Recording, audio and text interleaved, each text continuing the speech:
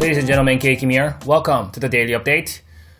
Hope you guys had a good day trading today. Market is pretty much flat on the S&P and looks like Nasdaq is also flat. Semiconductor Dow, they're all flat today. Russell up a little bit. Transport about 1% there. Energy down 1%. Pretty much flat day today. Bitcoin is up about 5%.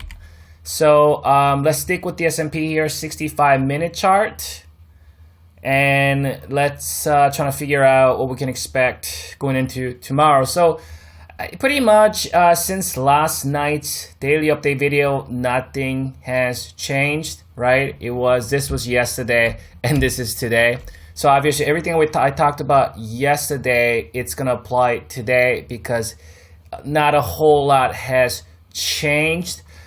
I think the short-term moving average, I think yesterday when I was analyzing it, it was down here. So with today's grindy move, that short-term moving average got a little bit closer to the price. So if we do see any kind of pullback, right, in the short to micro term here, so it looks like the short-term moving average is hovering just underneath 388.50, which is this gap.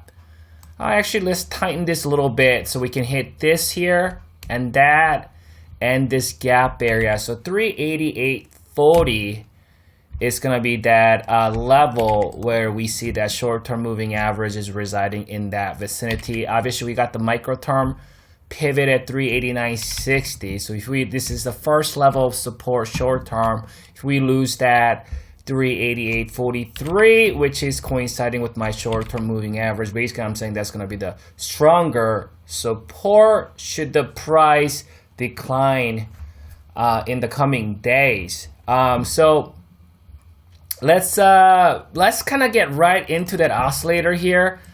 But as we talked about yesterday, we are in this sideways mode. Last time it happened like this, it was in the month of August.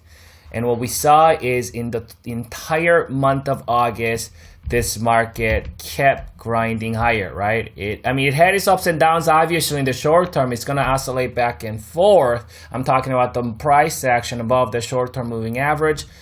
Sometimes it might even come down, slightly below it and get back up.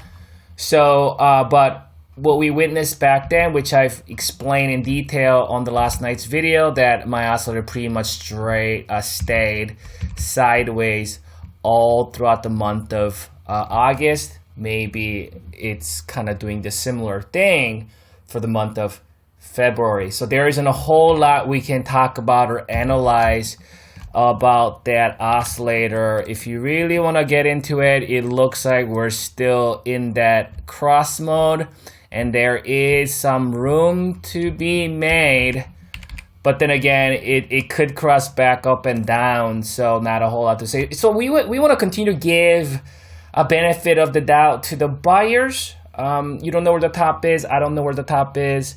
Nobody knows where the top is. I think this has been a good market for those longer-term traders and long-term investors, especially for those who've accumulated back in March lows, April, May, June. There are many opportunities that this market has given us to accumulate, right? March lows, April lows, May lows, June lows, and October lows. Those are all the dips, sizable dips. And you want to, because we don't know how long this market could continue. So obviously you guys know that I'm a long-term investor and a position trader. I want to continue to ride it while managing risk, right? Managing risk does not mean like shorting up here, right? And obviously everybody got their own little strategy they implement. Maybe you want to put some hedges and things like that.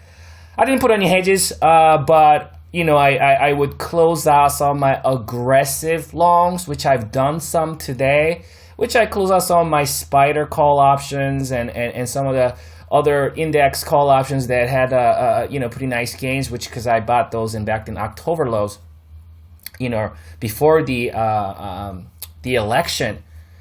And so I'm managing risk by closing out some of those aggressive ones. I also have some of the triple shares, like SPXL and stuff like that. I closed some of those also, but while holding also some just in case this market keep going higher. But obviously, some of the long-term investing positions, I'm not going to be closing out any of those for at least several years. So I'm going to be continuing holding. And like I said yesterday, that even though market has been moving sideways, there's been stocks been breaking out. I mean, Baidu, I think, made another 5%, 6% today. And so, there are stocks that are making a big move despite the fact that the index has been grinding higher.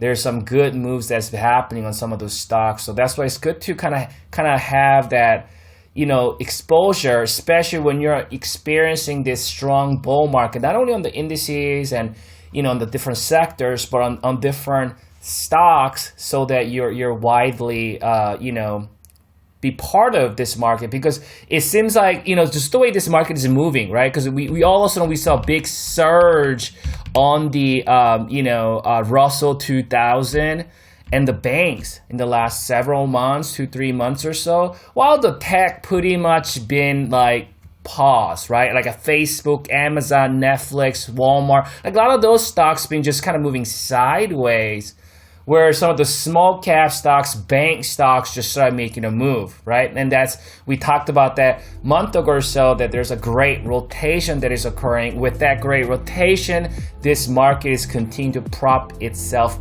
up, right? So let's find out how this market behaves tomorrow. I'll come back, re-examine. Enjoy your evening, and good luck trading tomorrow.